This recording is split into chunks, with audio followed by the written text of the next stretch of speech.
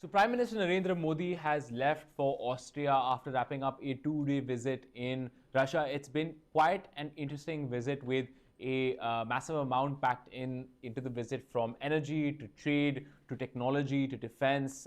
The war in Ukraine discussed as well. The issue of Indians being forced to fight in the war in Ukraine also discussed. Now, of course, the Prime Minister is headed to Austria for another two-day visit. So let's just do two things. Let's first talk about what the Prime Minister achieved on this visit to Russia and what he's planning to do when he is in Austria. So just, the Spark Notes version of what's happened on this visit to Russia is the top line items. Number one, India has managed to secure a commitment from Russia that it will discharge all Indians who have been fighting for the Russian military in Ukraine. Remember that just a couple of months ago, this news story had broken that several Indians had been brought to Russia by a human trafficking scam. They had been promised lucrative jobs, but instead their passports were seized and they were forced into fighting for Russia's military in Ukraine.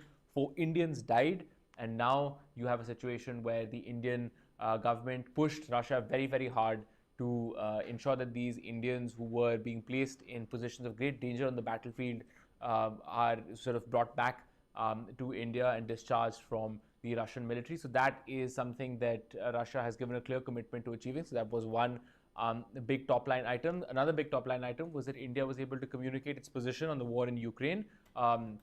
Just a couple of years ago, the Prime Minister made headlines when he called on President Putin and said that this is not an era of war. This was when the war in Ukraine had just been going on for a couple of months. Of course, he now came out another statement saying that there is no battlefield solution to what's happening in Ukraine. You need dialogue and diplomacy, which is again a fairly frank statement and a sign that India wants to counsel both countries towards diplomacy and dialogue. How much of an impact it will have on the ground, we don't know, but it is a signal that India is willing to more bluntly state that, look, what is happening on the ground, the status quo in Ukraine is not going to work. That's another big. That's one big update. Also on trade and the economy, another big outcome was that both sides have set a target of $100 billion for bilateral trade by 2030. If you had asked us 2 years ago whether this would be possible, people would have laughed at you. But frankly, just in the last couple of years, the India-Russia relationship has transformed completely, purely on the back of increased oil sales from Russia to India. Remember that after the war in Ukraine, Russia's economy was very heavily sanctioned. Its energy imports were very heavily sanctioned, energy exports, and India, and it's started to sell its exports in the global market at a steep discount, which made it much cheaper than other sources of energy. And so India began buying billions and billions of dollars worth of this oil, so much so that Russia went from India's 25th largest trading partner around 2020 to last year being India's 5th largest trading partner, right? So it is a 20-point jump, it's 20 places jump. And the trade relationship increased by around $50 billion because of these oil purchases. So these discussions happened. The two sides are talking about concluding a free trade agreement between India and the Eurasian Economic Union, which is Russia and a couple of countries that surround it. They've also talked about a settlement mechanism for settling trade for doing more business in national currencies. So that is also something that has been talked about. India has also called for a more balanced trade relationship. Prime Minister Modi made very clear to the Russian authorities that India expects greater market access. Because remember, I said that $65 billion is the bilateral trade between India and Russia. But you have to understand, India only sells $4 billion worth of goods to Russia. That means India sells $4 billion but buys $61 billion. So there's a massive imbalance here, massive imbalance in this trade relationship, second only to China. And that is very worrying for Indian policymakers, and they've asked Russia to sort of look at this. So this is absolutely going to be, this has been as well a big issue. Of course, the two sides also talking about a number of other things like infrastructure, like defense, like energy, the nuclear power projects that the two countries have together.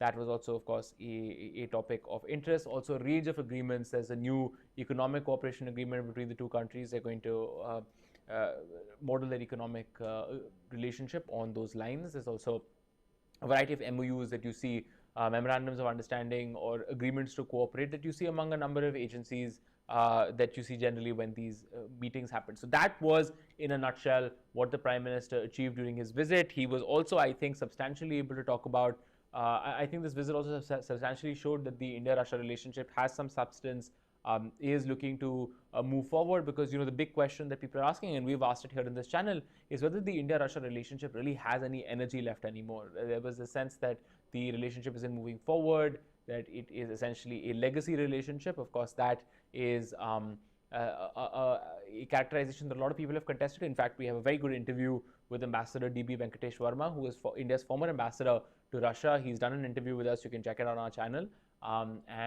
He talks about, he sort of pushes back against this narrative that actually the India-Russia relationship is done and dusted. But this visit, I think, was successful in showing that there's still a little energy to this relationship. But of course, it has the Modi's visit, as was expected, has also invited some comment from the West, if to put it diplomatically. Of course, the American government and the State Department saying that they have raised their concerns with India on its relationship with Russia in the past. This is, of course, well known. And President Volodymyr Zelensky of Ukraine, which is, of course, facing a Russian invasion at this point in time, coming out very strongly and saying that it is very disappointing to see the leader of the world's largest democracy, which is Prime Minister Narendra Modi, act so buddy-buddy with President Vladimir Putin of Russia. So those are some of the negative reactions, but in some senses, a decent visit for both sides in terms of pushing the relationship forward. So now what happens moving forward? As we speak, just a couple of minutes before we got into this live with you, Prime Minister Narendra Modi headed off to Austria. He's flying there for a 2-day visit, July 9th, July 10th. And this is the first time an Indian Prime Minister has been to Austria in 41 years. It's been a very, very long time since Indira Gandhi, if my memory serves me correctly, was the last Indian Prime Minister to go to Austria. And the important thing here, of course, is Austria is always going to be a relationship that we're going to look at through the prism of investment, through the prism of economy, and technology. Those are things that both countries want to work towards. Remember that the two countries have put together a startup bridge and a technology bridge over the last couple of months, in fact, just this year. So the idea is that India wants know-how, wants technology, wants investment from a country like Austria, which is, of course, a highly developed European nation. So that's going to happen. Prime Minister Narendra Modi is going to meet Chancellor Karl Nehammer, as well as the President of Austria. So the Chancellor is roughly equivalent to our Prime Minister, and the President, of course, is like the President in the Indian system. So he's going to meet both of them. He's going to meet the Indian diaspora. He's going to meet business leaders. As I recall correctly, from my own reporting, I think some of the focus, of course, is also going to be, there's been some conversation about semiconductors. There have been Austrian delegations that have come to India in the past couple of months that want to talk to India about semiconductors and so on and so forth.